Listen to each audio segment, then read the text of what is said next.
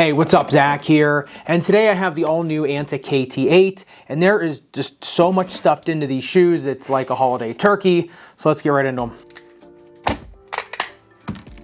Now starting off in the uppers, you'll notice that this is a convertible mid to low top ankle collar. Now there is only one shoelace eyelet right here at the distal end of that collar, so it's not really doing much when you pull it up on your leg. You do notice a little bit more kind of biofeedback, and you just kind of notice that the shoe, especially going side to side, comes to you a little easier when it's up. However, when it's down, I didn't really notice that big of a difference. However, the bigger thing in the uppers you gotta look out for is it's a super high backed heel counter. And on the most peripheral layer of the uppers, it's just one solid textile piece that goes all the way around, and then it is just super reinforced with stitching going all the way around the vamp or where the shoelace eyelets go. But under that, you get almost like another little booty liner that is sewn in to that textile layer on the outside. However, it still retains a three-piece tongue. So it just has a super lockdown. And if you notice, the shoelace eyelets, they converge really steep right down here into the forefoot of the shoe. So when you tie them down, especially in the forefoot, you do really get a super lockdown, especially kind of around the ball of your foot, your metatarsal heads. So if you're looking for a shoe for like really strong pivoting power, the uppers on these have better lockdown than just about anything else out there right now. It does seal your foot in a little bit more, which we'll talk about in the fit section, but still awesome lockdown. And for as strong as these uppers are to blunt force and containment, if you look at them on the upper durability test, the Dremel 10-second tie grit sandpaper, Dremel just rips right through that upper. It's just not super strong to abrasion. There is like plastic elements here where you kind of see the Anta logo, but in the forefoot for drag protection, there really is none. So if you are a really aggressive dragger on outdoor courts, get ready to start ripping these up. And getting into the midsole teardown, this is like land of 1,000 foams here. However, directly under your footbed is that nitro edge foam, which is ETPU and nitrogen expanded bubbles with nitrogen. Now it's kind of like boost foam where you get all that absorption of energy, shock absorption, temperature regulation, durability of the foam. However, with nitrogen, those bubbles of air there, you get just a little bit more pop in your step because nitrogen just wants to give a little more bounce back than just a standard kind of air-filled plastic bubble. Now, right under that is a carbon fiber plate that goes from the very posterior heel right to where your metatarsal heads run out, so right to the ball of your foot. Now, I noticed my ball of foot was just a little bit distal, a little bit further than that carbon fiber plate, so I didn't feel it when I was pushing off. However, you do feel that reverb when you're loading the shoe. So the shoe almost bucks back to you. It almost like kicks back, kind of like a horse would buck you. It's really, really interesting. However, on the outside of that, the carrier foam is that A-flash edge foam, which is like a really elastic-based EVA foam, so super kind of springy, really dense type foam. And incorporated into that EVA foam on the very bottom is that Smart Sam foam, which is that super rubberized EVA. Now that's meant kind of like a crash pad. However, when you really notice it is when you're coming down on your heel and you have to kind of bounce forward again, you're kind of going up for a rebound or a layup, and you're kind of coming down pretty hard on that heel. You do notice that these just give a little bit more of a pop when you're coming down on the rear part of your shoe. Now, is that mostly the carbon fiber plate or is it that rubberized EVA foam? It's kind of hard to tell. But that foam does go in a U all the way around the heel, so it kind of encases the entire periphery of your calcaneus or your heel bone. So I think it's kind of both kind of acting together. But if you look at it on the jump height test, 44 centimeters, and that's without the carbon fiber going into the forefoot of the shoe. Now you also get some pretty good rigidity here from this TPU shank that's more external based.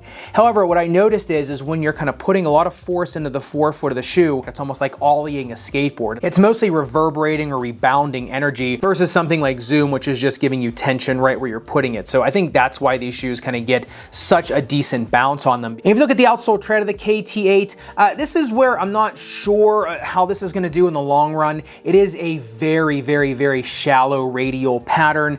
Now, it does grip really well on indoor hardwood. Really no rubber warming is needed. It has a really nice kind of stopping power. The one thing is it is such a shallow pattern and the pattern is so narrow that on an outdoor court, I did kind of found on asphalt or concrete, although they did stop, as soon as you start wearing it down, this is going to become like a little bit too flat of a tread pattern. So I'd say if you're going to be using these, I would just use them on indoor courts. And if you are using them on outdoor courts, make sure they're not super gritty paint or just blacktop because you will start to wear down these. However, that being said, on the shuttle test, 14.18 seconds, which these shoes can really haul on those outdoor courts. And so like I said, the performance is fine on an outdoor outdoor court, they do give a little bit. They don't come to that screeching halt like they do on indoor courts. However, they do have a nice forgiving profile on that asphalt. Plus, with the really aggressive outsole flange and peripheral base shank, you just do get a lot of side-to-side stopping power, as well as a lot of side-to-side speed. So even though the tread isn't perfect for an outdoor court, it still performs really darn well on them. And looking at the outsole durability test, the Dremel 10 seconds highest grit sandpaper, and yeah, not even a millimeter of damage. The only bad part is in some areas, it's only a 1 millimeter tread depth.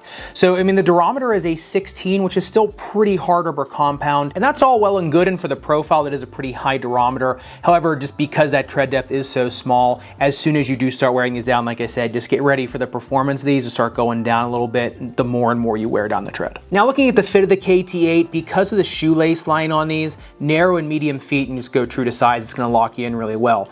A wide footer, I did find that I had a little bit of break-in in my standard size. However, surprisingly, I was able to use my standard size on these in my 2E width foot and really didn't have a huge problem. I'd say if you do want a little bit more room in these, the lockdown is good enough. You can go up a half size. If you are a 4E or above a 2E, I should say, then I definitely would go up that size just because that lockdown just goes so steep into the forefoot. But the one thing I will caution you on is if you are somebody with pre-existing heel pain or bursitis, I probably would throw in orthotic in these. Even though you do have the nitro foam here above that carbon fiber shank, there is just not much there between the bottom of your heel and that carbon fiber, so it's not as forgiving. I think throwing an orthotic in there will probably do just fine, especially something like a footprint insole where it's mostly foam in that insole. I think that'd probably be a good combination for these. Ball of foot pain, tendonitis, kind of flat foot pain, I mean, tremendous. I think really the only thing you're gonna have a little bit of issue with, like I said, pre-existing heel pain, just because that is pretty close to your heel. And getting into the playability of the KT8, this is one of these shoes where it honestly doesn't matter what position you play. I mean, especially if you're someone like a wing type player, you can play a lot of different positions. These can really do a lot of things really well. They are nimble enough if you're a shooting guard or want to outwork somebody with footwork or trying to make more ankle breaker moves. They're also durable enough and kind of meaty enough under the net. And so if you are a center getting trampled on all the time or just need a lot of containment, and a shoe that's just gonna be able to get you up and down a ton under that rim, because of just all the different foam layerings on these and how the midsole works, these are gonna be just fine for that too. I would say it doesn't matter what position you play, is if you're somebody with super aggressive footwork or you play very aggressively and you're used to throwing your body around, I think you're gonna find a pretty good friend in these shoes. They're meant just for lockdown, they're meant kind of to go to battle. So I'd say really any position in these is just fine. I didn't really find that these did anything bad. They were a really consistent shoe all the way around the court. And for someone like me, that's kind of saying something, because usually with my skill level, I'll usually find a shoe's weaknesses pretty quick just because my skills aren't all that up to the task. So if a shoe is kind of not that great in one area, I'm gonna feel it really quick because, you know, I don't really have a huge foundation to go on anyway. But I will say if you are gonna buy these, you're buying these for their pivoting power, for their launch, for their kind of bounciness. You're not buying these for plushness. These are not the most plush feeling shoes underfoot. They're very bouncy feeling, they're very elastic feeling. These really give you a great sense of security around your foot. But like I said, in terms of a super plush and pillowy shoe, it's not them. These are much more a tool to go to battle with, not so much ones for like a super plush ride. But of course, I'd love to hear your thoughts. You interested in something like the KT8, or you going something more plush and pillowy, something like the KD15? Let me know down in the comments below. And if you want to see the other sibling to the Anta KT8, the Shock the Game 6.0, make sure you click into this video up above and subscribe down below. Respect your rubber and foam, all of the foam. I'll see you in the next one.